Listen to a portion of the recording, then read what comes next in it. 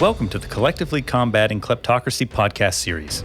This podcast is supported through a project on identifying successful collective action approaches against kleptocracy as part of the United States Agency for International Development-funded Democratic Elections and Political Processes Cooperative Agreement, carried out by the Consortium for Elections and Political Process Strengthening. It is co-implemented by the International Republican Institute and the Center for International Private Enterprise, and accompanied by related case studies. The views expressed in this podcast are that of the speakers and do not necessarily reflect the views of USAID or the United States government. Welcome to another episode in this series of podcasts on collective action against kleptocracy. My name is Max Levites, and I am a senior governance specialist at the International Republican Institute. And in this episode, we'll be discussing Guatemala and the collective action that took place in 2015 following the La Línea corruption case. With me here today is Hugo Novales, a Guatemalan political researcher whose work has mainly concentrated on contemporary Central American regimes, transitions, and institutions. He holds an undergraduate degree from the Universidad Rafael Landívar in Guatemala and an MA in International Relations from the University of Chicago. And currently, he's an advisor to the Bernardo Arévalo presidency and the Movimiento Semilla legislative bloc.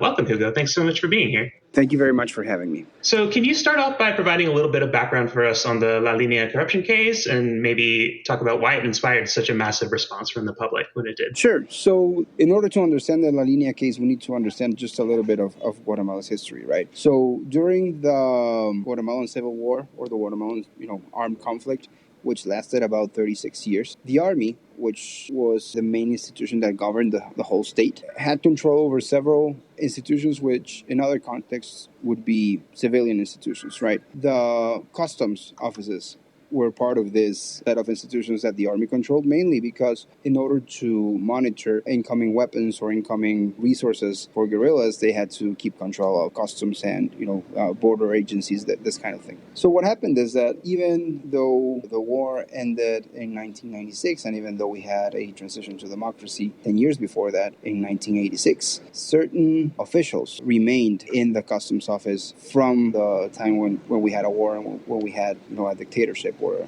an authoritarian regime. And what happened is that their activities morphed from implementing security measures in order to prevent incoming weapons or incoming resources for guerrillas into developing this corruption scheme in which they would take bribes in order to allow contraband or illicit goods to come in. And the La Línea investigation discovered this corruption scheme, and it actually evidenced that not only was this wasn't just like a low-level corruption enterprise, but that Otto Pérez Molina, the president at the time in 2015, was actually involved as the sort of ringleader within that corruption scheme. And this was relevant, and the reason why I was relating this to the Guatemalan Civil War and our authoritarian past was basically because Otto Pérez Molina was a former general who had grown within the ranks of the Guatemalan military and eventually became a civilian who ran for president and apparently had been involved in this corruption ring for a while, even before his presidency. So that's the summary of the whole case. And why do you think it was such a tipping point to bring, so many Guatemalans out into the streets when that case was revealed? So I think there's several factors that are involved. Some of them are very structural and contextual. So as I was saying, this happened 29 years after the transition to democracies happened, about 18, 19 years after the end of the Civil War. So what you're looking at is a new generation of Guatemalans who did not grow up in an authoritarian regime, did not grow up in a civil war, who have enjoyed civil liberties that people before us had not enjoyed, who are maybe not as afraid to speak up or to protest or to stand up against injustice. So that's the more long-term context that I think is important to understand why this hadn't happened before, even though we've had corruption scandals practically every year before that. So I guess there's a new generation of Guatemalan young citizens who were able to mobilize using resources that maybe our parents or grandparents didn't have. Also, in this particular government, or in the government of Otto Pérez Molina, the Pérez Molina administration, corruption grew to points that we hadn't seen before. And there were certain actions by government officials, including the vice president, that seemed even offensive to the public. So you could actually see this attitude towards the media, this attitude towards public opinion, that was very disdainful and seemingly very disrespectful towards the Guatemalan citizenry in general. And this just generated this unpopularity or this animosity towards the government that was helpful in mobilizing against the government when this tipping point came. I would say also one important part of this context here is that in around 2007, so 8 years before 2015, which is when this case was uncovered, we had the installation of a UN-sponsored commission, which was meant to help the Guatemalan state in correcting or preventing impunity. What we had at the time in Guatemala was this justice system that was sort of penetrated by, again, officials or elites that were remnants from the authoritarian regimes, which were strategically placed there in order to prevent the prosecution of crimes committed against civilians or of the human rights abuses that happened during the Civil War and during our authoritarian period. So this commission was instrumental in strengthening the justice system, in sort of cleaning it up, identifying corrupt individuals who were protecting public officials from being prosecuted. And after 8 years of intense work, that's when things start to work. We start to see sort of the fruit of intense and hard work by this commission. We see the results of judicial reform, which was initiated by the commissioner, which was promoted by the commission. And what we had at that time was just a stronger, more independent, more resourceful justice system. So before CICIG, which is the name of the Commission Against Impunity in Guatemala, before CICIG, what we had was a justice system that was very rudimentary, that couldn't really offer scientific proof when prosecuting high-profile corruption cases. Whereas La Línea case, it was one of the first times that in Guatemala we were able to witness the use of wiretapping, for example, or the use of large-scale data analysis in order to identify trends that would signal corruption. So this was something that really was very notorious at the time, and it was something that I guess made people realize that we were against something that was unequivocally wrong. The La Línea case was not a weak accusation of corruption. It wasn't an indictment where there were many doubts. You could actually hear the participants in this corruption ring actually planning what they were going to do and how they were basically defrauding the state. So this was something that really resounded with a lot of people in Guatemala who were fed up of what seemed as this rampant and ubiquitous corruption in the state. Thank you so much for that context. It sounds like it was really a perfect storm of a particularly bad case of corruption that was revealed, combined with a more robust judicial environment and just a citizenry that was not ready to accept just anything from their leaders. So can you talk a little bit about who are some of the actors who were really mobilizing citizens and getting people out there? Or do you think it was a bit more organic? Who were the people involved? So I'd like to say, there's two categories in civil society in Guatemala at that very moment with the La Línea case. So you mostly have this very traditional civil society, which is organized around human rights demands, for example. It's a civil society that inherited this agenda from the end of the Civil War. And this is mainly people in their 40s or 50s who are, leading think tanks or leading advocacy groups, but that don't really have this grassroots pull, right? It's civil society, but it's not civil society that's able to mobilize crowds, right? So you have that category of civil society. And then what emerged during the La Línea case was this sort of group of anonymous citizens who mobilized through social networks, particularly at the time, I would say Facebook and Twitter. So the protests really did begin just with a small Facebook group with, about 5 or 6 people who were particularly angry at the situation and began this Facebook group or Facebook community that was called Renuncia Ya, which means resign now. And this group eventually morphed into something called Justicia Ya, or Justice Now, which after the protests, after Otto Pérez Molina and Roxana Baldetti resigned, the demand sort of morphed into this demand for them, being brought to justice. And that's why it's afterwards called Justicia Ya. What's interesting about this, I guess, is that this group of individuals who organized this whole protest were just a bunch of students at the time. So they were university students who weren't even organized as students within their universities. They were just, a small group of individuals. But somehow, and it's really hard to identify the reason why, they became central to this whole effort.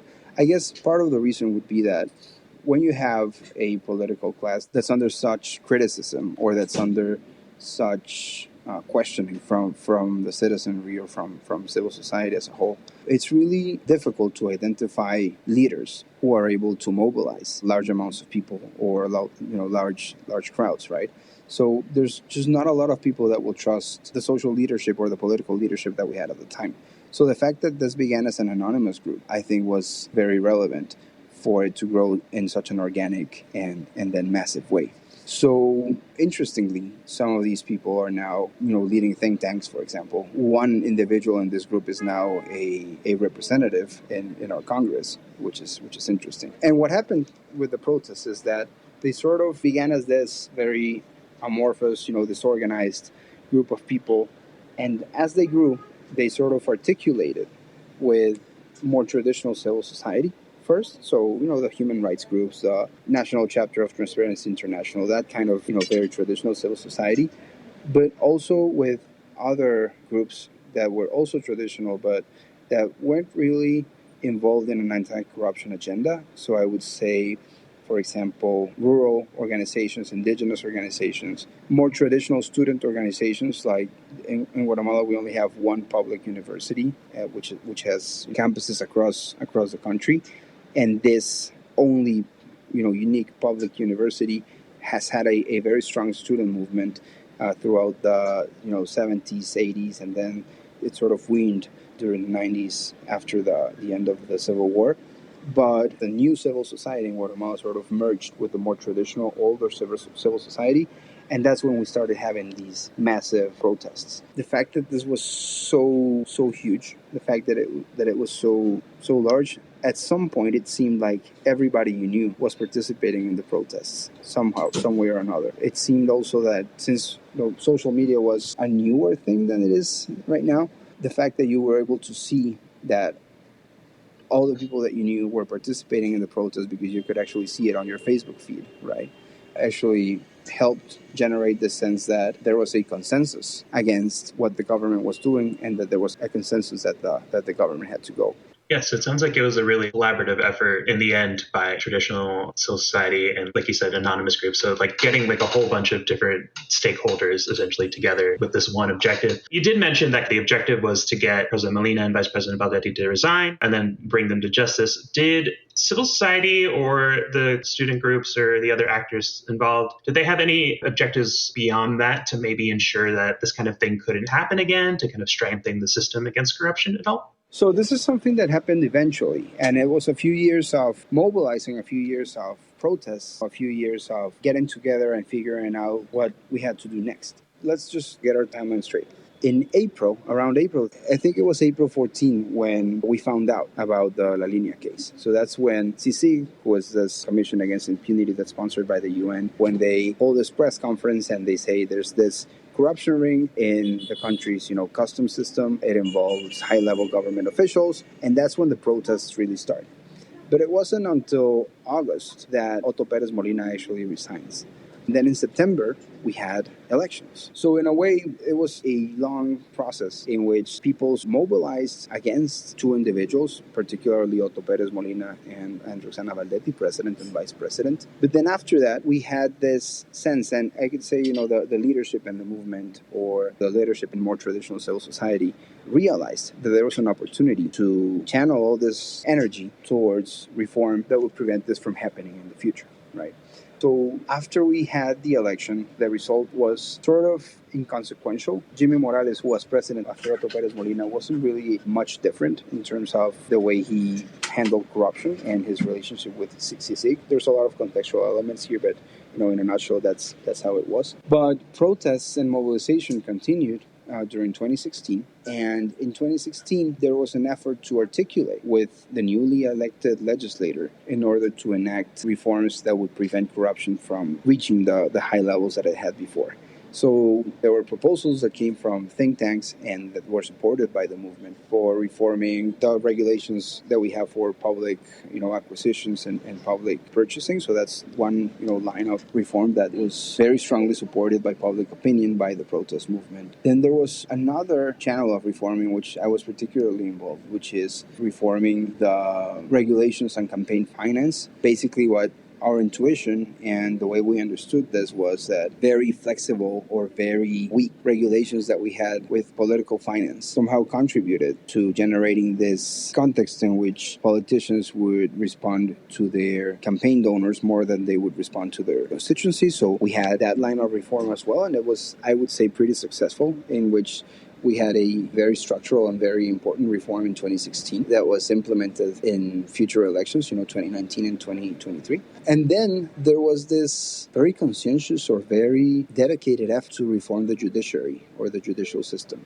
And what you had there was, again, this mixture of very traditional civil society experts, right, from think tanks or from advocacy groups that had been involved in the peace accords and had been involved in basically in every debate that there had been, before about the judicial system in Guatemala, supported or articulating with less traditional groups like student groups or youth organizations that had participated in the protests, alongside with public officials and personnel from this UN-backed commission from CICIG, just working toward developing this constitutional reform that would basically make the judiciary more independent, and that would also address this particular situation that we have in Guatemala, in which about 40 or 42% of the Guatemalan population is indigenous. What has happened in Guatemala over generations is that certain forms of organization and certain forms of conflict resolution have survived all through colonialism and also, after our independence, and then after the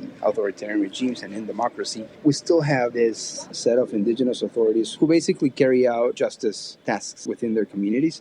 And this constitutional reform would have actually strengthened those organizations and strengthened those communities so that the justice system would be, in a way, more inclusive, but also more efficient. In the end, what happened is that this particular part of the judiciary reform was very controversial, and it ended up breaking up this coalition that had formed in order to support judiciary reform. Something that's important here is that Guatemala has a very rigid constitution, maybe not as rigid as what you have in the United States, but it still takes 2/3 of a multi-party Congress in order to initiate a reform process. After that requires a referendum and some other steps that are hard to explain at this time. And since this coalition sort of weakened after the introduction of this, I would say, more controversial part of the reform, and since the process is just so complicated and it requires this large national consensus in order to go through, in the end, this reform didn't pass. And I would say that this particular piece of legislation or this reform was probably the key that would have opened up the justice system and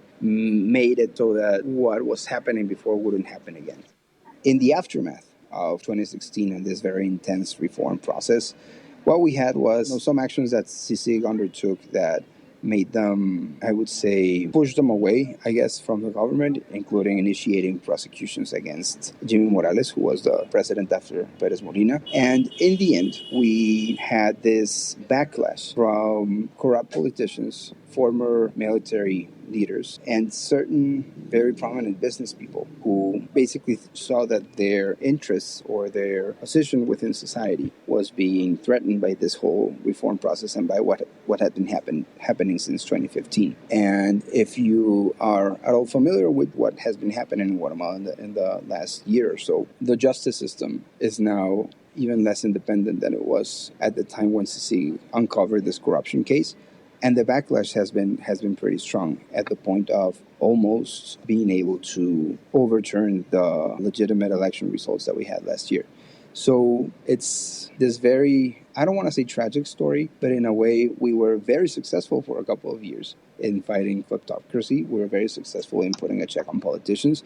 We had relevant reform that was enacted and implemented. But then I guess the holy grail of reform against corruption, at least in the Guatemalan case, is making sure that you have a justice system that works. A justice system that's able to check politicians, that's able to check business elites, that's able to make the powerful accountable for what they're doing when they're doing something wrong. This holy grail is what we weren't able to acquire or to achieve. This was one of the main challenges, and it's still an ongoing battle, I guess. So what are some of the key lessons from the Guatemala case that other folks around the world interested in organizing collective action against kleptocracy can take away from this case? Well, I think one of the most important takeaways is the relevance of building broad coalitions across ideological lines. I don't see why anybody should disagree with taking action against kleptocracy or with having, more transparency, less corruption. I mean, that's something that should appeal to everyone else. But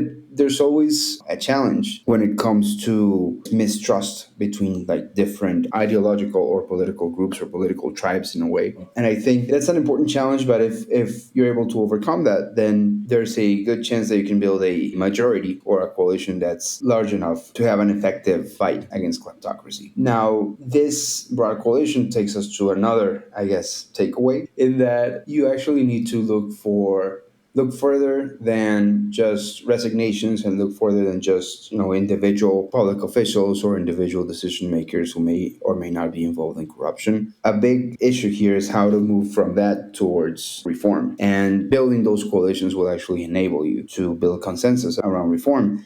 And I believe that in the Guatemalan case, reform has played an important role, even though we weren't able to complete all the reforms that we wanted. But for example, what we've done with campaign finance reform, for example, that's been relevant. And we've already had 2 electoral processes, 2 elections, 2 general elections with new rules regulating campaign finance. And that's been relevant. And I don't think that there's anybody who would, from a goodwill point of view, actually want to revert those reforms or who would publicly speak against them. This is something that's really important, and I think that certainly is relevant. The other thing is, in the Guatemalan case, something that was key was international support. So international support means several things. It means the people, local, domestic actors will actually feel pressure in order to move forward with reform, for example, or with whatever course of action you're taking against kleptocracy. It also means having more and better resources. So it may mean training, for example. It may mean cooperation or technical cooperation that enables you to pursue investigations which are much more supported and much more reliable, that allow you to trace money, to trace wrongdoing with much more substantial proof. And I believe this is something that's really important. But it also means that, external actors can, even though they cannot directly intervene in a country, and this is usually not something that's going to end well, but they can certainly tilt the balance in favor of actors who are fighting against kleptocracy. And I believe this is something that happened in Guatemala as well. So in a nutshell, I would say build broad coalitions, keep your eye on reform, and gather what you can from international support, because in a strategic competitive environment, such as, whatever political process you're involved, international support will very likely tilt the scale in favor of what you're doing, if what you're doing is something that's of interest to people around the world. Yeah, I think those are some very important takeaways and lessons that I think go even just beyond collective action against kleptocracy, but for any kind of social movement in general. Thank you so much, Hugo. This was a really enlightening conversation. It was a pleasure speaking with you. Thank you very much for having me. It was fun to remember that very intense and very interesting process. Thank you for listening to this podcast. For more episodes from the Collectively Combating Kleptocracy series and the full report with case studies, please visit acgc.cipe.org. That's acgc.cipe.org.